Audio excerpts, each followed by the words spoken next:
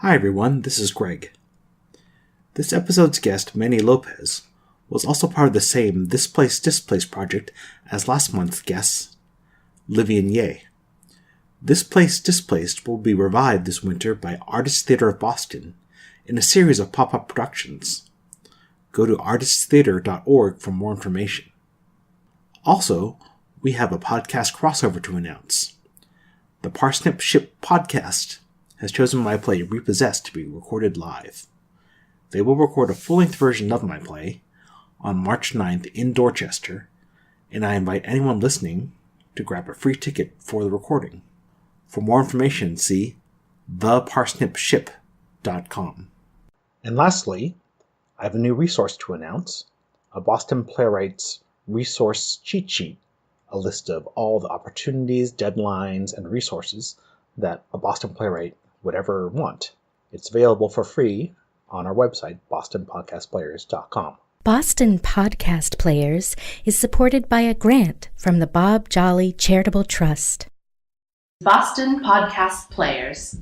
The story thus far. Cast of characters. Empress of An Rome. entity or demon. A run-of-the-mill Polish guy in his 40s. Setting. In a small hut a in long the city of forgotten Beijing. era that lives both in the Act past. 1, We Scene 1. create the Possible. world with the stories we tell about Act 1, ourselves. Scene Because 2. Steven, he could Act be anywhere, 1, right? Scene 3. Don't give up the ship! Cannon fire. Bianca pushes the stop button. The end. Welcome everyone to Boston Podcast Players, Boston's virtual podcast stage for new works by local playwrights. I'm Greg Lamb, the host of the show, and today I'm joined by today's guest co-hosts, a former featured playwright from Season 1, Episode 8, Jecenia Isis Figueroa. Jecenia, how are you doing? I'm good today. What have you been up to since we last saw you? Well, I've continued writing. I've actually just finished writing Marriage, Mentiras, and Mantras. So I'm so happy about that because we're looking to get it on its feet by either summer or fall of next year. And would that be through Escena Latina? Yeah, we're thinking of doing it through Escena Latina. Okay, yeah. Yeah, so that should be Definitely fun. pronounce it correctly. Now, as a reminder, everyone, Jecenia is a playwright, poet, actress, and writer, and she's here to help me introduce our featured playwright, Manuel Lopez, and his play, Morir Soñando, which is recommended to me by both Jecenia and Mary McCullough. What do you think we should know about this play we're about to hear an excerpt of? Well, this is a very interesting play. It deals with El Cuco, which is the American, or should we say it's the Dominican version of the boogeyman. So it's a very, very cool piece because we get to see a different aspect of this boogeyman that is known to terrorize young children at night. And I think it really does kind of speak to the culture also. And there are also other themes throughout the play that I would love for Manuel to really get into because it just expands on the biculturalism that we have here in Boston. And by the time we get into the scene, we're seeing the character has, as a little boy, encountered El Cuco and sort of made a deal with him. But then this is a second scene where he's now in his 20s. Right. So he encounters El Cuco when he's younger because he's being disobedient. He's not going to bed when he's supposed to. He's not being the good, young boy that he's supposed to be. And so El Cuco has to come out and kind of wrangle him back in. And in the midst of that, they do make a deal. Now, the little boy doesn't realize that he's making the deal. So in the scene that we will be hearing, El Cuco comes back around to kind of refresh his memory as to the pact that they've made in the past.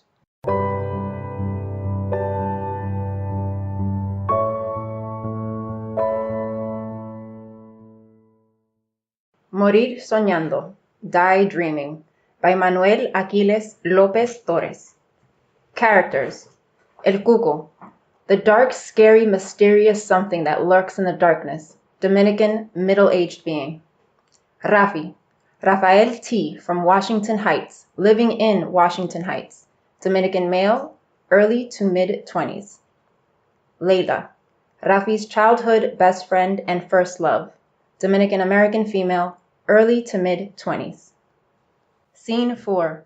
Lights up on El Cuco, strolling around the streets. As he walks around, he is delighted by the endless possibilities of interactions between him and humans.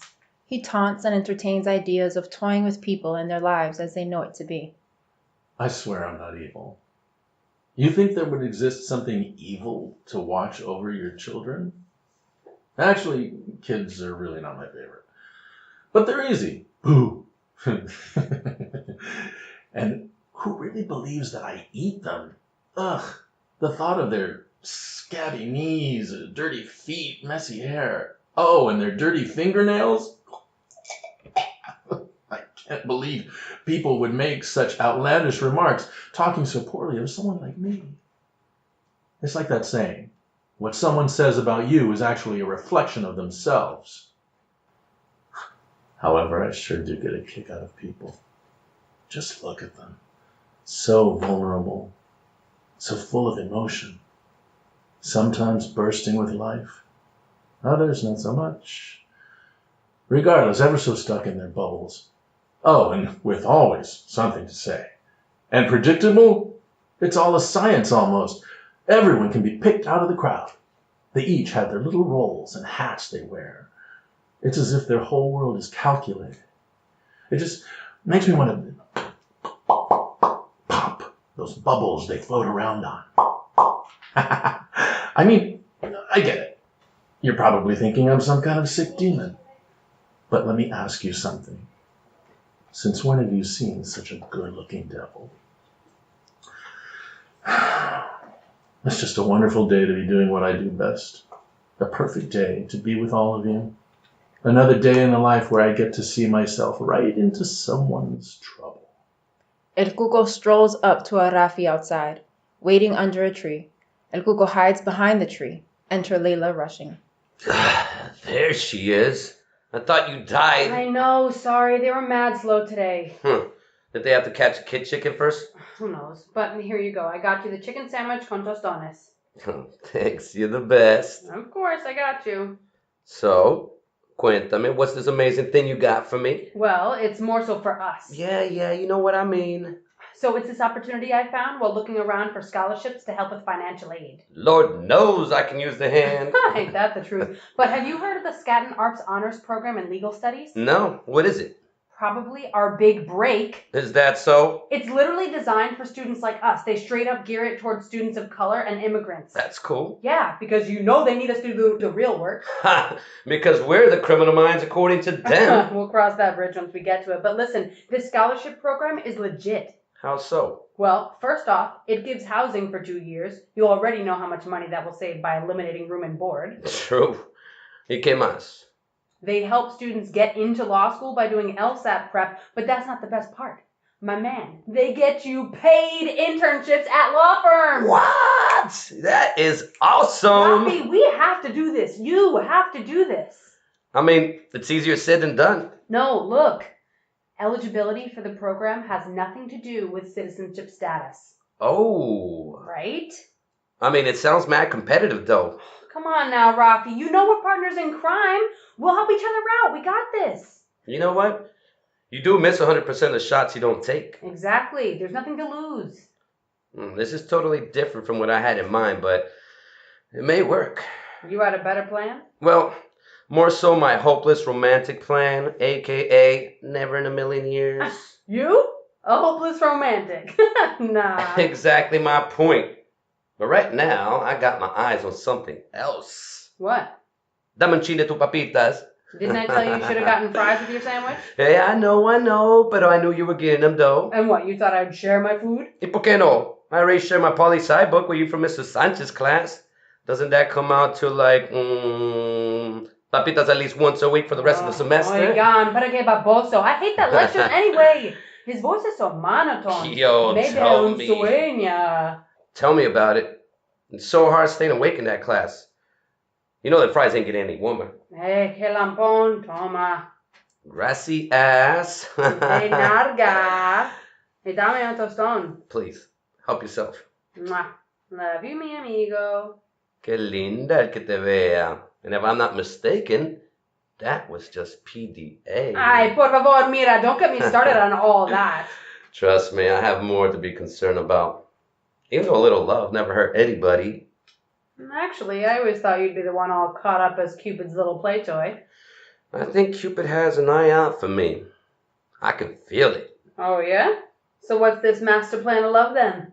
Well, I was thinking I'd take a shot at this cute American girl I know, who already knows mad cool with me, and she's the missing piece to the puzzle. Maybe we get married, y me convertiría en gente.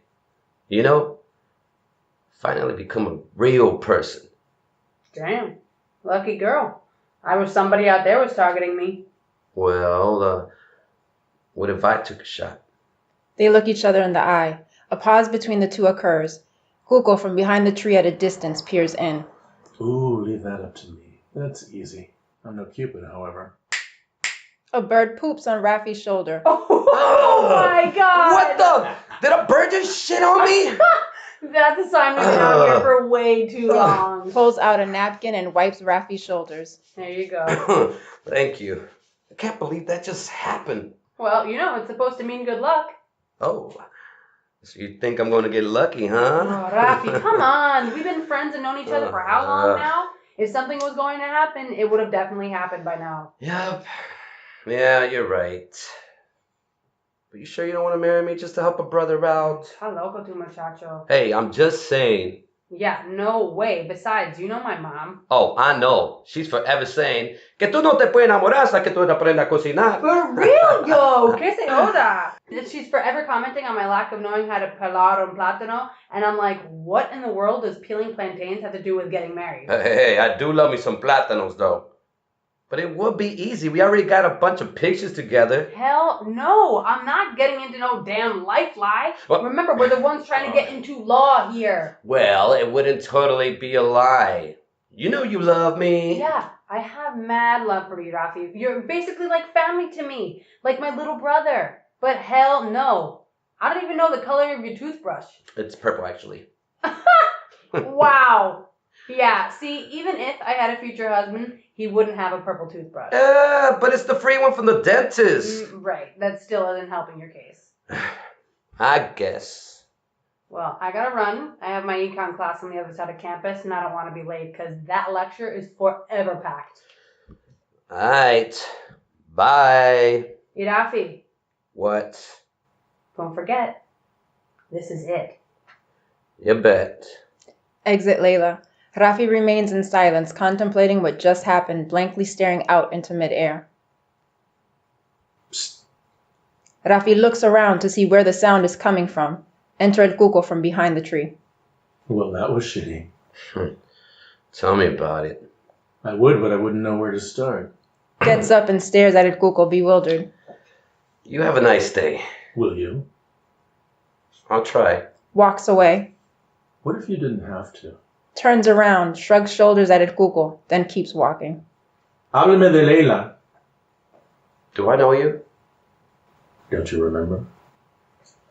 How do you know Layla? I don't. I know you. I'm sorry. I'm not sure we've even met before. Yeah, actually, there was that one time we ran into each other quite unexpectedly. Listen, I'm not in a mood. What do you want? Do you want that internship? Man, don't play with me. I don't have time for these games. True. Only enough time to have bird shit on you. Oh, that's you got jokes, huh? Funny enough, I have something for you. Get out of here, you creep. What were you doing? Watching me and Layla? Rafi, we go way back. Like you and your girl. Correction, she isn't technically yours. Pero si te eres entrometido. Don't you love her? That's none of your business. That's what you think. I'm done. Done with Layla? Are you looking for money? Because I don't have any. No, what I'm looking for is actually much more valuable. It's not so difficult. All you have to do is believe. Believe. In what? You? You and I have done business before. See, that's where I think you've got the wrong guy. Because I'm not into anything shady, man. Well, we are under this tree, you know. Oh, man, shut up. You're so dry. Anyway, this should do the trick. Goes behind tree to pull out a box, nicely wrapped with a beautiful holographic green paper and purple bow. What the hell's that? It's for you. No way, man. I'm good. I don't want that. Oh, come on. Who doesn't like presents? Especially when they're so nicely wrapped. Don't you want to just open it? Honestly, it looks better just the way it is. How about we leave it that way, huh? Trust me, Rafi, there's no time like the present, and this one you've earned back. Look, man, I'm not about to be involved in some crazy bomb threat in the middle of NYC right now. I'm out. Fine. But before I let you go, any last wishes for the broken-hearted boy? What? So you trying to blow me up? No, I'm offering you a wish instead, since you won't accept the present. For real? A wish? You know, like the things you guys do when you close your eyes really hard once a year and then blow out the candles. Man, you're a freak. What are you, some kind of deadbeat magician or something? Is that what's in this box? Some whack pop goes the weasel thing, huh? Whoa. Excuse you, mister. I'm not your punching bag here. Remember, I'm the nice guy who offered you a wish and a present. Well, better luck next time. Exits. Careful what you ask for, Rafi, because you just may get it. Fade out.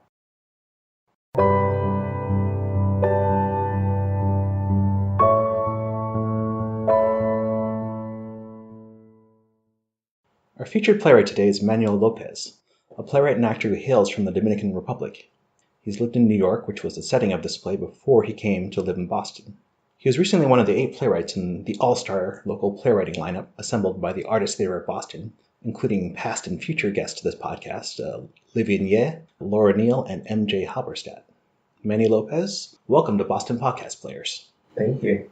First, for those of us who aren't familiar, could you give us some background on El Cuco? Have we ever seen it represented in pop culture before? Not that I'm aware of. It's interesting because as I was doing research for a song excerpt for the Next Stage Festival that's put on by TC Squared, there are a lot of songs out there named Cuco, or that have to do with El Cuco. So not in a pop culture reference that I'm aware of, but I did stumble upon some songs. And is he more of a trickster, or is he more of a boogeyman, sort of a danger? A healthy balance of both.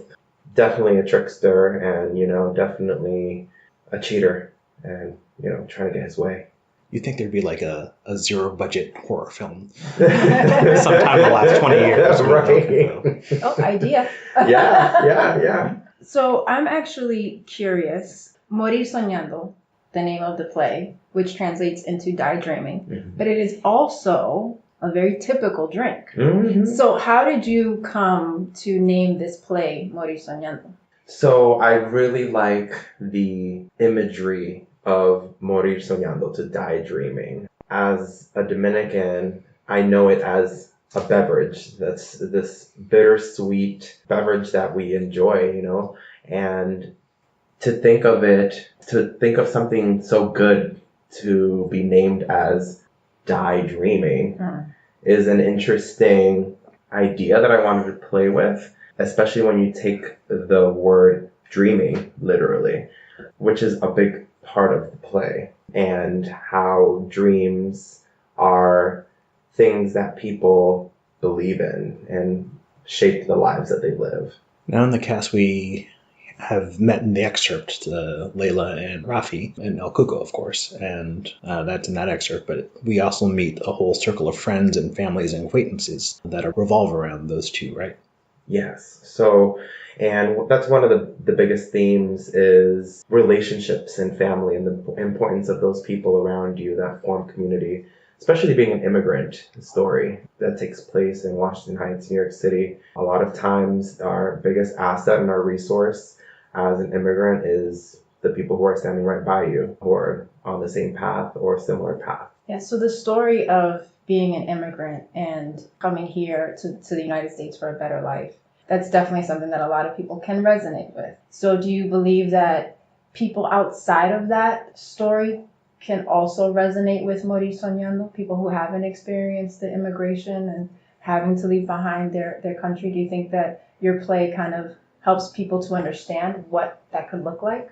That is my hope. I really wanted to write a story that was semi-inspired by my life, and I drew from what my life looks like as an immigrant who was born in the Dominican Republic and then, grew up in New York City and then later in Massachusetts, Lawrence, and then, now I'm in Boston. I wanted to paint a picture of what it is to, have this culture at home that is not American, but, you're making your way through American culture and life and what that looks like. In the excerpt, we hear a little bit of, so it's an English play, but then you have some Spanish thrown in. But in the later scenes, there's whole scenes where one character speaking English and the other character speaking Spanish back at that character, and there's no hand-holding. You're just hearing a conversation in which two languages are used, and it's completely understood by both characters. And it seems like a lot of fun. I'd say like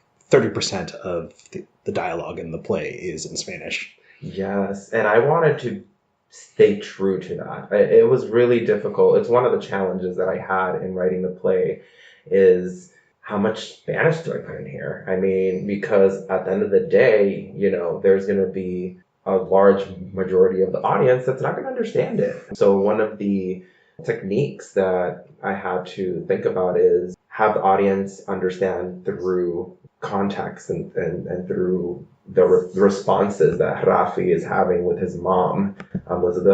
That's the character La Doña, who only speaks Spanish. And the reason why I wanted to make sure that was a part of the play is because it's so true in our communities, where we have so many immigrants that only speak their native language, and they're getting by. They're doing it. They're doing what they have to do to make it out here. So, did you feel that having to cater to non-Spanish speaking audience members was a hindrance in your creative process, or did it benefit you? There were points where I thought it was hindrance, but honestly, I think it's a good challenge, because I think it really helped insert ways that I had to be creative, to come up with a creative solution for the dialogue, so the audience is not completely left out, hanging. Right. So I think it's a fun challenge. It was a good challenge, especially for, developing the characters and their dialogue. Yeah, and I relate to it too, because as an Asian American growing up, I didn't speak Chinese, but my grandmothers both only spoke Chinese, so I still had a relationship. Yeah. Right. We could play backgammon and mahjong, and then play mahjong with them. But it's I think anyone who has an immigrant in their recent past will draw some familiarity with that. Yeah, definitely. Did you find that people in the audience that only speak Spanish, were they able to also follow along with the play? Yeah, and I was surprised. I had some of my family members come to the table reading that we had back in February, and they were surprised because we followed the story of Rafi, and it's interesting how the 30% of Spanish that was in there carried them through the whole thing. That's awesome. So yeah, I was trying to really seek a healthy balance, because I know, I could have probably cut back a lot and just had some seasoning of Spanish, but I feel like it wouldn't be true if I just had seasoning. So had to be the whole thing. Now you've had this play in front of an audience at TC Squared, or how many times has it been performed in front of an audience? So it had a full table reading in February. That was the first time it was ever exposed anywhere to any kind of public. And then in May, as part of the Next Stage Festival with TC Squared, Scene 4, which is this excerpt that we listened to, that was in front of an audience with actors. So just those couple of times. And how much did you learn from that experience? Oh my goodness, so much. So much feedback, lots of learning. Honestly, it's been quite the adventure writing this. It's still not done, and it was really, really almost magical to receive the feedback that I did. And right now, I'm still processing a lot of it. I'm letting it simmer. I'm really trying to let it resonate and give it the space it needs, because this piece is a long time coming. I mean, I started writing it in 2011 and never thought that it was going to become anything more. especially because it was a college final project. And, what really made me want to continue working on it was the fact that the college final was actually set up in a way where we were voting on the pieces that all of the students in class wrote, and mine came in second place. And I was like, I need to get this to first place, So I picked it back up again, and here we are. What was that push that made you want to do it into a full-on production? When I first wrote the scene, which is I think the second to last scene in the full play now, the push was I really wanted to flesh out these characters, this life, this world that I don't know that I had come across in theater. I remember like when In the Heights came out, I was like, oh my goodness, so it's happening. This environment that I'm familiar with from growing up is on stage, in theater, pop culture, and so I really wanted to also be held accountable and take accountability for coming through and finishing a piece of work that I truly felt was undone and didn't have. I wanted to give it justice. Nice. Yeah. You chose Buzz Lightyear in your piece. Does that have a special significance for you? Not for me personally, but I remember watching Toy Story, obviously, and till this day, watching that when I was younger, the one thing that stuck out to me was Buzz Lightyear's line of "to infinity and beyond." Yeah. And just what that means, and just the endless possibilities that are out there. I really wanted to use that not only as a reference, but as a literal meaning in the story. So we should mention that the Buzz Lightyear appears in the play before the excerpt that we saw. As a little boy, El Cuco bargains for a Buzz Lightyear toy, and it pays off later on in ways I won't spoil. Yes. Just so the listener who only knows the excerpt has an idea of what we're talking about. How representative is Morir Soñando with the rest of what you write? So I'm in the middle of writing another play, and it is another immigrant story. I feel like I have a lot of ideas in my head right now that are just kind of like floating around, bouncing up there, that are not on paper yet. And that's why I'm really trying to work through this next play that I'm currently in the middle of writing with the TC Squared Play Lab. And immigration stories are right now a very hot topic, for reasons good and bad. Right. And, it's interesting because with Morir Soñando, even though it started in 2011, it's very still much relevant 7-8 years later, and if not more relevant. Yeah. So, really writing, kind of using that past experience of mine to really inspire the stories that I tell. Something that I'm going to be playing more with in my play that I'm writing now is machismo, and kind of like that male gender role in a relationship, and try to bring that to light as well. That's very interesting. And I'm going to assume that you're playing off of, the Latino culture and how much the culture enforces that machismo in our everyday kind of life. Right. That's very interesting. Yes. And me personally, I've always been intrigued by gender and gender roles, and, what's accepted, what's not. And, especially having my Latino culture, and how I identify with that, and kind of that exploration. And it's always been fun to do that exploration through writing. So recently your work was featured in a collection called Displaced, right? By Artist Theater of Boston.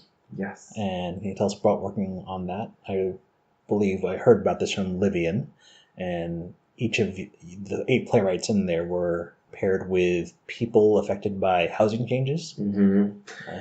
Yeah, this place, Displaced, was a very special opportunity that was presented to me, and I immediately said yes when I was asked if I can participate. It's a show about gentrification and housing inequality, and those challenges that residents of Boston are facing. And my piece was specifically special to me because I took the writing style a little bit different than what I've done before. It was all poetic prose with some regular dialogue. And I really wanted to play with that. That sounds just extra ambitious. Yeah, extra ambitious, which is something that I usually am known for, to bite off more than I can handle sometimes. But I think it's really the passion that lives inside of me that I try to manifest. And I really wanted to play with the beauty of poetry and create intimacy with the rhythms of words and what they mean and the imagery, and kind of like have that resemble organic life, everyday life. Whereas the dialogue and verse that we're used to hearing every day have that sharply contrast the poetry in a way to represent how we navigate systemic organizational spaces that we have to enter. So I have a side note to the listener. There are indeed screeching birds in the background. If you can hear it, we're not being attacked. We're okay. So did you find a difference in working like on assignments in terms of they're sort of dictating to you that, yes, this is your play needs to be about housing, as opposed to just writing whatever you want? Yeah. First off, one of the challenges writing for Displaced, my play is actually called Small Up Yourself, which is Jamaican patois to mean move over. My community partner is Jamaican, so I wanted to, again, introduce culture as the backbone to what I was writing, always making that be relevant in the writing. And this was interesting because I am kind of a creature of habit. It's my ascending Capricorn in me. I like that pragmatism, but it helped kind of give me a guide and a boundary, especially because this is the first time that I had to write somebody else's story. Like, yeah, I'll write mine, but somebody else's story. And I really wanted to be true to that story and do it justice. That was challenging, and I got through it. And one of the things that helped me through it is actually something that my brother-in-law helped me realize, is that I'm not taking a photograph of this person's story. It's a painting, and that painting is mine, and it's what I'm going to present it as. So it doesn't have to be a specific replica. It's more so an interpretation, almost. And did your subject see this show, and what did he or she think? She did see it, and unfortunately I have not been able to follow up with her, so I can only hope, fingers crossed. I thought you were about to say, unfortunately she hated it, and screaming. Till this day I'm like, oh my goodness, I need to follow up and ask, because it was an absolute pleasure, to interview her and get to know this story. It's so powerful, and it's something that so many of us can relate to, just rents and properties. Well, the amount Boston has changed in the last 10, 20 years, just knocking down everything, putting up high-rise condos, and what that's done. Yeah. I have to say, this sort of project is something I don't remember happening in Boston up until recently, like a company reaching out to playwrights and having that opportunity. Did you find it difficult at all to relate to the story, or to relate to the community member story, because they're Jamaican and you're Dominican American? Did you find that at all difficult, or were there some similarities in it? Surprisingly, no. I didn't. I feel like I was immediately able to put myself in my community partner's shoes and know exactly what they were going through as a family, especially, me being raised as an immigrant as well in this country, low-income family, with my parents doing everything under the moon to try to get us by, and really kind of make a better life for us, which is a big part of that story. So no, and you know, it's also kind of like the Caribbean essence, you know, it's there. There's so many similarities, even though each island has this distinct culture, but there is still that overarching like umbrella and essence of the Caribbean that I feel like is shared, and I wanted to make sure that was part of the writing. Now, you grew up in New York, is that right? Yeah, so I was born in Dominican Republic. I was 1, I believe, when I came to New York City, Washington Heights, from what I've been told, because I don't remember anything. We first lived in the Bronx and then Washington Heights.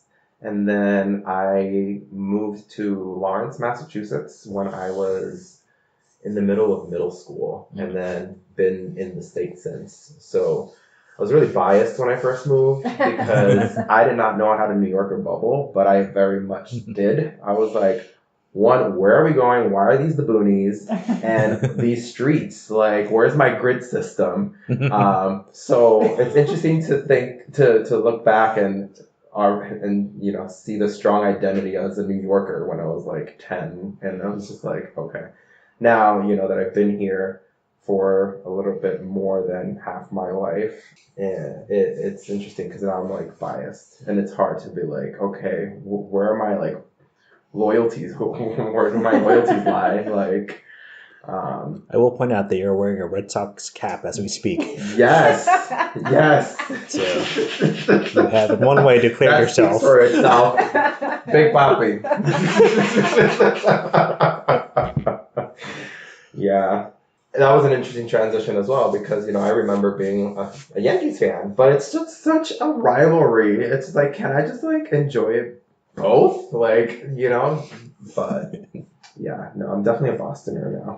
I was going to say, since you came in middle school, you don't really have a comparison in your mind of working in theater in New York and working in theater here. No, not at all. I've been to, you know, see theater on Broadway many times in New York, and I just love going back. And, you know, I remember my dad working in Midtown near Times Square, and remember when I was younger and we would go visit his job, and I was just like, all the lights and everything, and I was like, oh, this is so cool and grand and, you know, exciting.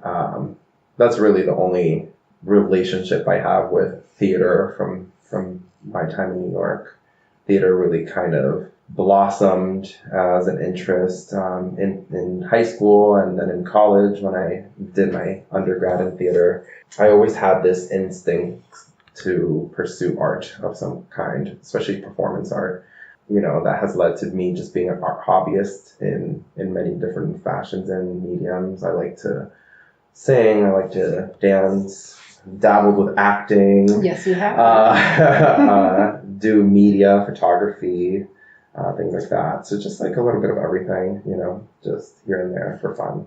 That's something just came to mind is maybe we can talk about the Latinx theater scene in Boston. Say you were to stage Morir Soñando in Boston, you would need a cast of around 8 or 9 Latinx actors. How hard would that be to do? I mean, I don't see. I'm just breaking into the community. I feel like with theater in Boston, it's been about a year now, and a little bit over a year now. And I've come across a fair share of Latinx actors and artists in general. They're out there. They just got to get represented. I think we have to have the stories, and that's something that I hope to continue to be able to do and come up with these stories to put us on stage, essentially. I will say that it has become slightly easier, I think, now to reach out to other Latinx actors and stuff. But I think you made a good point. I think it's about having those stories, and that's why it's become easier, because beforehand we weren't being represented. So why audition for something that you can't relate to on any kind of base level? So I think it's really cool now how we kind of have our own little network of Latinx actors and playwrights, and so we kind of now are more focused on just kind of keeping in touch and looking out for one another, just to make sure that we actually do get up on that stage and and are represented well. Right. Yeah, and even just learning about what companies exist out there. I had no idea Escena Latina was a thing, until last year, and I have been living in the city already for several years. So when I came across that, I was like, okay, this is awesome. Like, why didn't I know about this? So it's really interesting to just continue to learn what's out there. Yeah, and I say from the Asian American perspective, I went from not knowing another Asian American playwright in Boston as of 2 years ago to now starting to form a playwright collective of Asian American playwrights. And there's 8 to 10 people in it that we're trying to figure out what to do. And then there's another group that's separately formed, just Asian American theater artists. So that's directors and actors and writers that we just learned about. And plans by another group to have a fully formed Asian American theater. So this all is happening, just different groups meeting and coming together and trying to find common purpose. Yeah. So I imagine the same thing is possible for Latinx people in Boston who are into the creative scene. Absolutely. Yeah. And, even greater Boston, because Lawrence is my hometown, essentially, just even looking at Lawrence as a demographic and seeing how, outside of Boston, all these pockets of Latinx communities exist. And, it's also kind of like shining light to things in the rest of the state too. Even as far as Western Mass, because I know Holyoke has a demographic as well as Latinx. Yeah, Springfield. So in Springfield, yeah. So we're out there, and one of the things that I've learned recently through my college professor, who I actually wrote the first scene of Morir Soñando for his class, Harley Erdman, is if you want something, you just got to do it. You can't wait for it to come around. So like these collectives of, different minority groups, they're not going to just come at you one day. You gotta make it, and that's how we'll have those spaces, which I think is really important. I think that there's, I personally think that there's different ways that we can be represented on stage. We can be represented simply by stating our culture or by using our language. How do you feel that you will continue representing Latinos and the Latino culture in your plays? Definitely through language. I have found it so helpful to be bilingual in my experience navigating, even in my career. And personally, growing up with it, I'm so grateful that it is a part of my life. And I essentially have to thank my mom for that, because if it wasn't for her, and other members of my family, I wouldn't know how to speak Spanish. And then also just making sure that the stories exist, continuing to write those narratives because they're out there, and also helping me learn more about the different narratives that exist. Right. We should ask him the question that stumped us during our interview of, can you think of a single Latinx character in pop culture, movies, TVs, books? Sorry, that's my daughter laughing. You're getting all the background sound effects. I love it. So can you think of a single Latinx character in pop culture that lives in Boston? That lives in Boston? Or from Boston. TV, movies, books. Right? Fictional. Yeah. It's amazing, right? See? There's no one. I don't know. Ain't no one on Cheers. Ain't no one on, Boston Legal. No. Matt Damon, Southie movies. No, we didn't show up in The Departed or anything.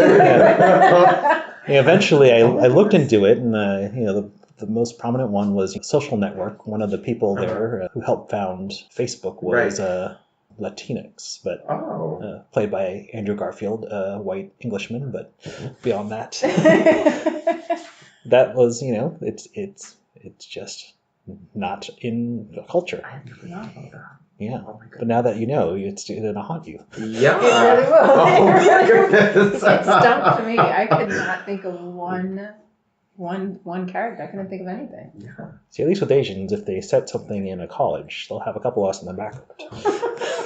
Oh my goodness! Yeah.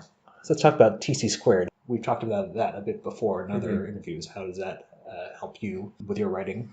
TC Squared is special. It's so special. It's a sacred place and space, essentially, for playwrights who are creating, especially, developing new plays from thin air, essentially, and it's kind of like interesting how different creative styles come and sit at one table and we support each other and give each other feedback in what we're writing. And anyone can just join up, right? Or is there... I from my understanding, not just anyone, that you do have to submit a writing sample to the play to be part of the player lab, and then There's some small fees. Yep, there is a fee, and then it runs typically 8 weeks for 2 semesters. So like there's the fall and then the spring semester. And last year was my first time ever being part of it, even though I had known about it for a couple of years, because one of my college friends who did theater with me at UMass constantly was telling me, Manny, you gotta do this. You gotta get up, join Play Lab. It's like you need to. I've seen your stuff. I've read your stuff. So please. And took me a couple of years to finally join, and I went to the Next Stage Festival. I think it's now either last year or 2 years ago. And at that point, that's when I met Marty and Roz and introduced myself, and I was like, hey, I want to be part of the Play Lab, and that's when it all started. It's been a little bit over a year now, and in the last year, there's been so much momentum with the theater that I've been involved in, and it's quite exciting. So that's why I'm making sure to keep that momentum going. Because you're in lab currently. I am currently, back in lab this semester. And Are you working on Morir Soñando or a different one? A new play. Right now, the working title is Forgive Me, Father, for I Have Sinned. Oh, that's a heavy title. Another full length, for sure. Quite a twist from the sweet Morir Soñando. Is there anything you can say about it now without... Literally, no, because I have one scene on paper and everything else is just up in my head. So, but much more dramatic. That's and toxic relationship, and kind of like an eye into a domestic life. So nice. I imagine religion plays something part of it. Yes, Catholicism for sure. Do you have any other questions before we go into sort of wrap-up mode? Well, I was just wondering if you had an idea of what other themes that you would be exploring, and you just kind of mentioned, gender roles and how they play into our culture and stuff like that. And I just wanted to, I guess, if there was anything, do you think that you would continue writing about immigration, or are you just open to? It's those. Yes, I think I will. I think until I fully flesh it out of my system, I feel like there's so much that I want to put out there. So right now, that's just something that's really a really driving force for my stories and my writing. Then, religion and how huge religion is in the Latinx and Caribbean culture, and playing with those themes. What's right, what's wrong, and also just having the romanticism in there, because we are a culture that is vibrant, full of light, with lots of love. So that is always, I think, a pinnacle in the stories, things that we do out of love and the beauty in that. Now, one thing I hope that happens is that people who listen to this podcast will actually look into working with the featured playwrights, like Artist Theater of Boston found you for Displaced. So with that in mind, what's the phone call you'd most like to get from someone listening to this podcast and saying, I want to get in touch with them? Let's put up Morir Soñando, and I can put up my Morir Soñando stand, like lemonade stand kind of thing, and bring it on its feet. Or I just have this bucket list item of people who want to write a musical, because that's on my bucket list. I'm writing a musical. So those 2 calls are more than accepted. So what part of the musical are you writing? Are you writing the music or the lyrics or the book or everything? I would like to be part of like the whole experience, like from the ground up. Nice. Yeah. Lyrics for sure. You know, get my melodies in there and all of that. So maybe some choreography or something, but we'll see. Very ambitious. I see what you're saying. Yes. No, but that's good. That's good. I love it. That would be amazing. A musical in Spanish and English, right? I mean, we have a little bit Yeah, of both. I don't know. I don't have an idea for what this musical will be, but I just want to. Musicals is really what got me into the theater. So I feel like I have to reciprocate. That's your destiny. Yes, I need to put something out there. So one day. What contact information would you want to have for anyone who wants to look into you? You may contact me via email. My email is leonamzipol@gmail.com. I will spell that out. It is actually my name backwards because Manuel Lopez was taken. So I had to get creative. So it's leunamzepole@gmail.com. All right. Well, thank you, Manny, for joining us in this podcast. Thank you, Jecenia, for being co-host. Thank you. And thank you, everyone listening as well. And to everyone listening, support new plays and support local playwrights.